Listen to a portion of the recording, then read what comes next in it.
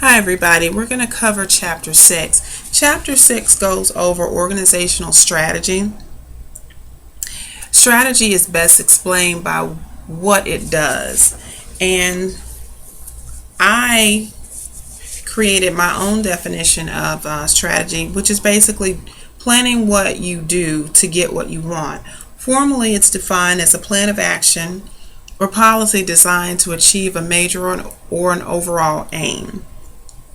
Competitive advantage should be the goal of each and every organization or firm, and it's defined as using its resources to create value, and this value is greater than what the competitors can provide.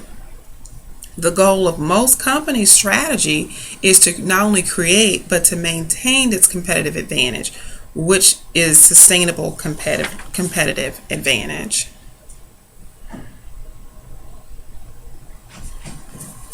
In order for a organization to sustain its competitive advantage, its resources have to be valuable, rare, imperfectly imitable, and non-substitutable.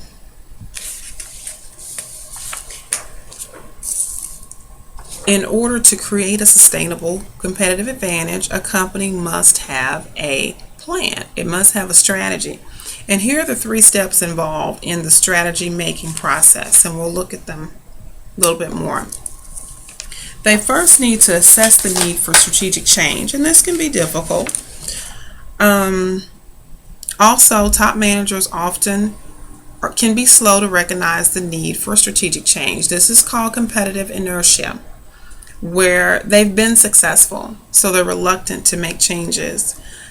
In order to improve the speed and accuracy with which they determine the need for change, they need to be actively looking for signs of strategic dissonance.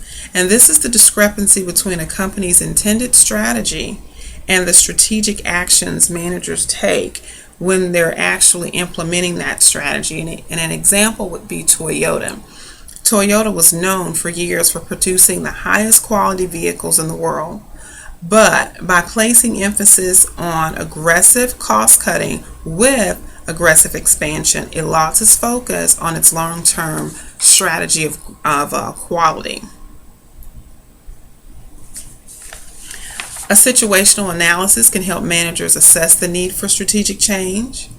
Ideally, a SWOT analysis helps a company determine how to increase internal strengths, minimize internal weaknesses while maximizing external opportunities and minimizing external threats. An analysis of an organization's internal environment, which of course is its strengths and weaknesses, often begins with an assessment of its distinctive competencies and its core capabilities. Then we have to look outside.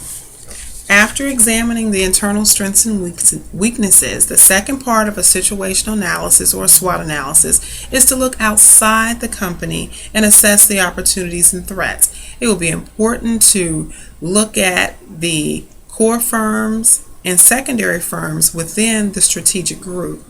And a strategic group is a group of companies within an industry that top managers choose to compare, evaluate, and benchmark strategic threats and opportunities. After determining the need for strategic change and conducting a SWOT analysis, the last step in the strategy making process is going to then be to choose a strategic alternative that will help the company create or maintain a sustainable advantage. According to strategic reference point theory, managers choose between 2 basic alternative strategies. They can either choose a conservative, risk-avoiding strategy, and this aims to protect an existing competitive advantage, or they can choose an aggressive, risk-seeking strategy, which aim is to extend or create a sustainable competitive advantage. The choice of which to seek depends typically on where top management views itself as falling below or above its strategic reference points. Strategic reference points are the targets that managers use to measure whether their firm has developed the core competencies that it needs to achieve a sustainable competitive advantage. So, based on that current situation, that's going to shape their perception of new issues. If they feel satisfied, then they're going to see new issues as being potentially negative, while if they're dissatisfied, their perception of new issues, they're going to see them as an opportunity, potential gain, and positivity, which is then going to guide their response and behavior. So now we'll look at the level of strategies. Basically, there are three questions that need to be answered in order to formulate or create effective strategies. What business or businesses are we in, or should we be in?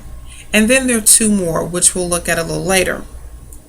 When we refer to corporate level strategy, this is the overall organizational strategy, the overall organization strategy that addresses this question: what business or businesses are we in, or should we be in?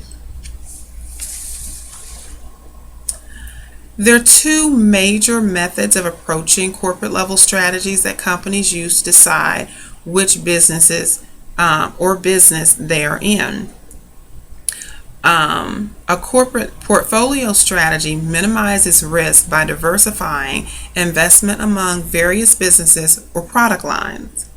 Just as diversification strategy guides an investor, portfolio strategy guides a company such as 3M, which makes 55,000 products for 7 different business sectors, and Johnson & Johnson, which has 250 divisions making healthcare products. The more businesses in which a company competes, the smaller the chances of failing. The businesses are the legs that support the stool, which is the corporation. This can be attained by developing new businesses or acquisitions, buying an existing business. So that's what an acquisition is, buying an existing business. Portfolio strategy predicts that a company can further reduce risk through unrelated diversification, creating or acquiring companies in completely unrelated businesses, investing the profits and cash flows from mature, slow growth businesses into newer, faster growing businesses can reduce long-term risk. The BCG matrix is a portfolio strategy that managers use to categorize their corporation's business by growth rate and relative market share, helping them decide how to invest corporate funds. So you basically have stars, and these are companies that have a large share of a fast-growing market. You have question marks, and these are companies that have a small share of a fast-growing market. You have cash cows, and these are companies that have a large share of a slow-growing market. And a lot of times people say cash cows, not really knowing what that means. And then finally you have dogs, and these are companies that have a small share of a slow-growing market.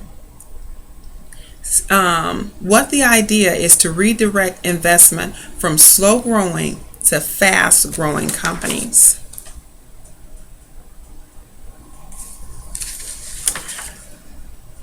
Grand strategy is the second approach to corporate level strategy.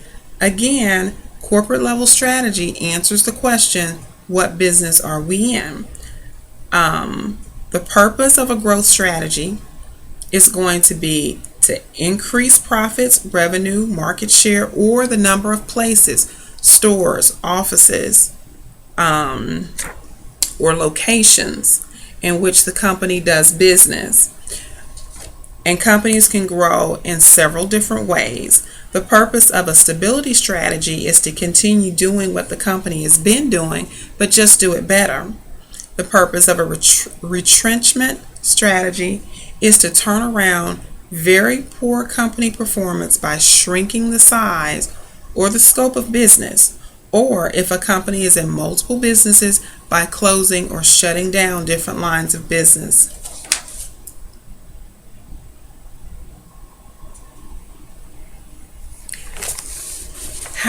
At industry level, we look at how we should compete in the industry. And I'm going to stop here and we'll pick up on the next video.